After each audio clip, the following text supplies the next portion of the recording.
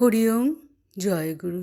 আমাদের প্রাণের ঠাকুর শ্রী শ্রী স্বামী স্বরূপানন্দ পরমহংসদেবের অমৃতসম উপদেশ বাণী পবিত্র ধৃতং প্রেমনা গ্রন্থের ৭ম খণ্ড হইতে পাঠ।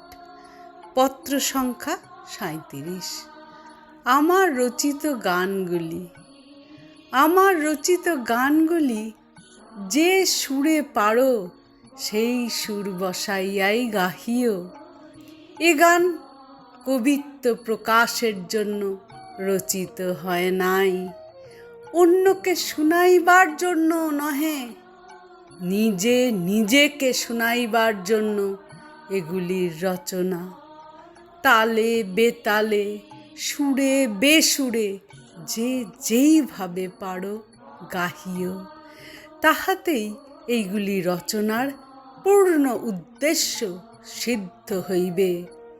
তোমাদের কণ্ঠে আমার কণ্ঠ, তোমাদের সুরে আমার সুর, তোমাদের প্রাণে আমার প্রাণ নিত্য বিরাজিত রহিয়াছে। আমার গান তোমাদেরই গান। কবি যশোলোভী অক্ষর ব্যবসায়ী ইহা রচনা নহে।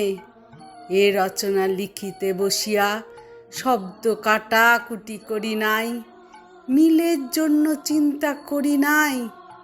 একবার যাহা লেখনী মুখে বাহির হইয়াছে, তাহাকেই অন্তরের ভাবের সত্য প্রতিচ্ছবি জানিয়া সমাদর করিয়া রাখিয়া দিয়াছি।